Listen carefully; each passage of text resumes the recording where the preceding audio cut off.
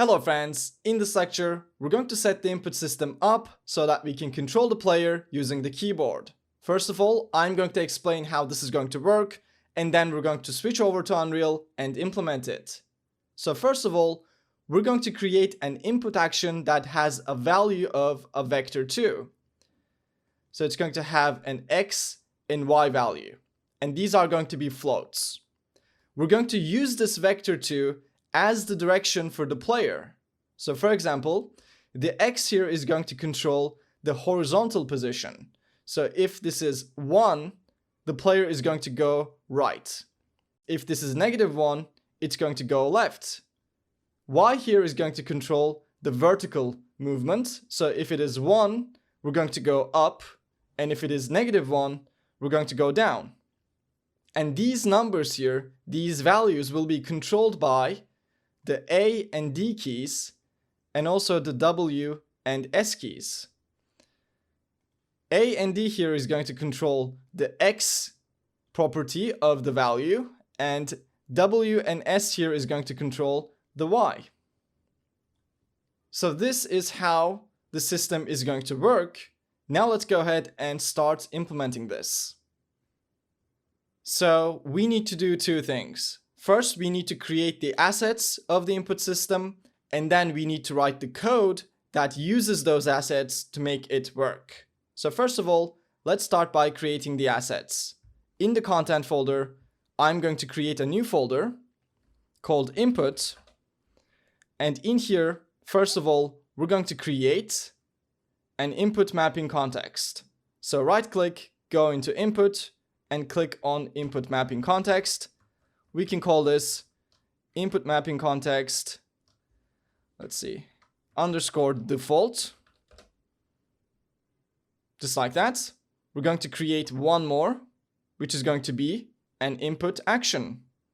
And we can call this input action _move, because this will be the action that makes the player move. We're going to open this input action up, and we're going to set the value type to be a vector 2D, because this value here is going to be the one I showed you in this explanation here. It's going to be this. We don't need to do anything else here. We're going to go into the mapping context. We're going to create a new action mapping for this. We're going to set it to be the input action move. And if you open this up, in here we can bind keyboard keys to this input action. We have a single binding here. We're going to click on this plus icon 3 more times so that we can bind 4 keys in total. And these keys are going to be D, A, W, and S. So simply click on this icon here and click on the key on the keyboard. So this will be D, this will be A, W, and S. These keys are going to control the value of the input action, and by default, they're going to set the X value here to be +1. That is the default behavior. For the D key, that's going to be fine, because the D key is going to make us go right. So it should change the X position or the X property to be positive. But A here should set it to be negative instead of positive. To make that work, we're going to create a modifier. So click on this plus here and select the negate modifier here from this list. Now the A key is going to make the X value here -1 instead of +1. So now we can use these keys to go left or right. The W and S here, they need to change the Y property instead of the X. So to make that work, for both of these, we're going to create a modifier, and we're going to pick swizzle input axis values. This modifier is going to switch X and Y so that this key binding here changes Y instead of X. And you can open these up to see the way it's going to switch these input values. You can pick also different configurations here. You can also change it to Z, for example, with this one, but the default value is going to be fine to the way we want this to work. For W, this is going to be enough because W is going to set Y here to be +1. But for S, we're also going to use a negate modifier. So let's create one more and set it to be negate. Now S is going to set the Y to be -1. Awesome. So this is going to be the setup for the input mapping context. But of course, we can't use this yet because we don't have the code that takes use of this. That is going to be the next step. Let's go into the Visual Studio. We're going to do all of this in the player class, which is an acceptable place to do this. First of all, we're going to have to include a bunch of headers, which I'm simply going to copy and paste.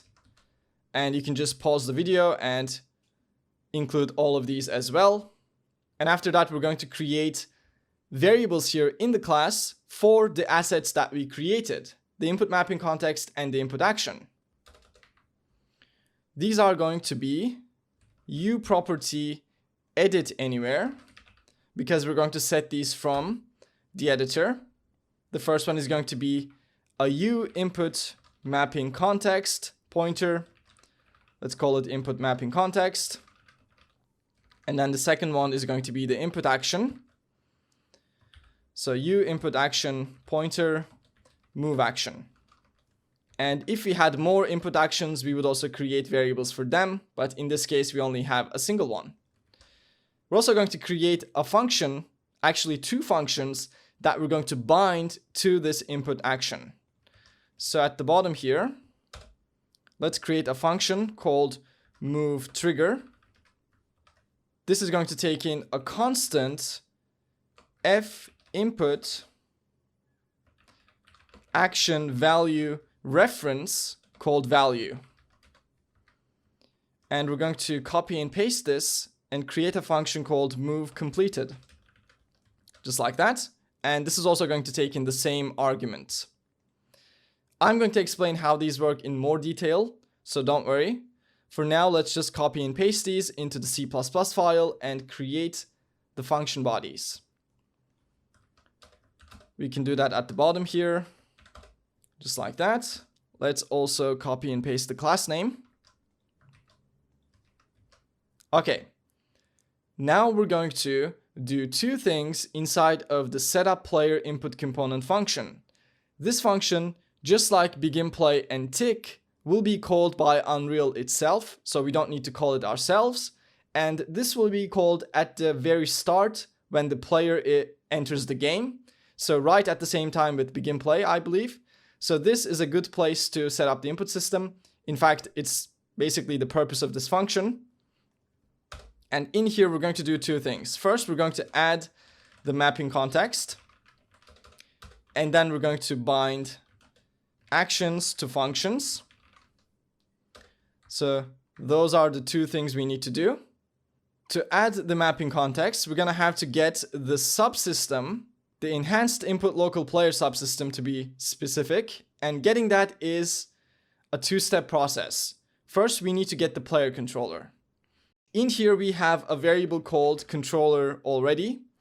And you can see that this is the controller that is possessing this actor. We can cast this to be a player controller. So let's say cast a player controller, just like that. And let's save that in a variable called player controller. And then we're going to check if the cast worked. So if player controller is not null, in that case, we're going to get the subsystem using the player controller. To get the subsystem, we're going to make a call to a function that's on the uLocalPlayer class called getSubsystem. This is going to take in the local player, which we can get from the player controller. So let's say getLocalPlayer. And it's also going to take in the class of the subsystem that we're looking for, which is going to be uEnhancedInput LocalPlayer subsystem. Kind of a long class name, but here it is. And this function is going to return it if it's able to, find it. So let's save this in a variable here, call it subsystem. Just like that. and then we can make a check if subsystem is valid, subsystem, just like that. And if it is valid, we can finally make a call to subsystem, add mapping context, and then we can pass in the mapping context we have, and we called it input mapping context. And then we need to provide the priority, which is an integer, and this integer controls which input mapping context is given priority. So if you have multiple mapping contexts in the game, the one with the higher priority number is going to be used first. But in this case, since we only have a single one, it's not that important. We can just pass 0. Okay, so that's how to add the mapping context. You definitely don't need to memorize this. This is just, the process you need to follow. For me, I simply copy and paste this every time I make a new project, but in this case, since I'm teaching, I'm going line by line. Next up, we're going to bind the action, the move action, to these functions so that these functions are called when the move action is triggered. To do that, we need to get the enhanced input component. And in this function, we're given the input component here as an argument. We can take that and cast it to be the enhanced input component. So we're going to say cast u enhanced input component. We're going to pass in the player input component. And then we're going to save it in a variable. Let's call it enhanced input component, EIC. And then we'll check if it worked. And if it did, we can make a call to the bind action function, which is going to let us create a connection between the input action, the asset, and a function inside of our code. The first argument is going to be that input action asset, which is going to be move action in this case. And then we're going to provide the trigger state, which is going to be eTrigger event triggered. I'm going to explain how this works in more detail a little bit later. After that, we're going to say the object, which is going to be this, and then the function address, which is going to be ampersand to get the address, and then the function is going to be a player character move trigger. Just like that.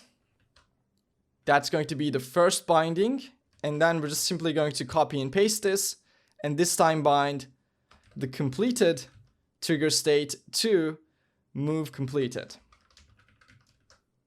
Okay, so let me explain how this works. So the trigger states refer to how this move action is being used. So the state of the input action, basically.